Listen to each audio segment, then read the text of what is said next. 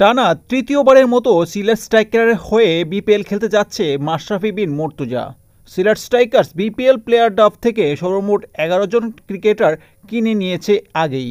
রিটেন্ট না করলেও player draft থেকে তারা দলে টেনে নেয় মাশরাফি বিন মুর্তজাকে। তবে ক্যারিবিয়ান রাকিম কর্নওয়াল দলে নিয়ে সবচেয়ে বড় চমক দেখালো সিলেট স্ট্রাইকার্স। মাশরাফি বিন মুর্তজা ছাড়া সিলেট ড্রাফট থেকে দল নেয় opening batter Rony Talukdar, pacer Al Amin Hossain, spinner Arafat Sunny, Rubel Mia, Ariful Haque, Nihaduzzaman ও নাহিদ ইসলামকে।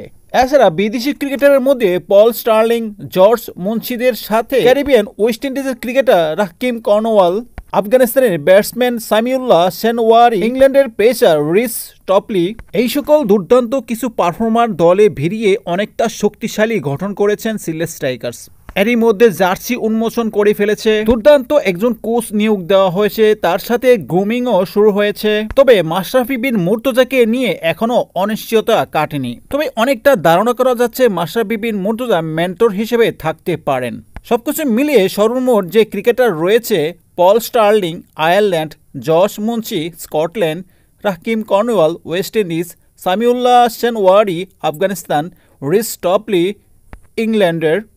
দেশীয় ক্রিকেটারের মধ্যে সবচেয়ে উদীয়মান ক্রিকেটার তানজিম হাসান সাকিব, জাকির হাসান, জাকির আলী অনেক দুর্দান্ত পারফর্মার, রনি তালুকদার, মাশরাফি বিন মুর্তজা, আল আমিন হোসেন, আরাফাত সানি, রুবেল মিয়া, আরিফুল হক, নিহাত উজ্জামান, নাহিদ উল ইসলাম। সবকিছু ছাপিয়ে আমরা সাকিব আল হাসান এবং মাশরাফি বিন মুর্তজাকে বিপিএলে অনেক মিস করব। দিন শেষে পেশাদারিত্বের সাথে মাঠের ক্রিকেট মাঠেই খেলতে হবে। তবে বিপিএল এর আপনার দল কোনটি, আপনার পছন্দের ফেভারিট প্লেয়ারকে অবশ্যই কমেন্টস করে জানিয়ে দিন। যারা এখনো চ্যানেলটিকে সাবস্ক্রাইব করেননি প্লিজ সাবস্ক্রাইব করে নেবেন। আল্লাহ হাফেজ।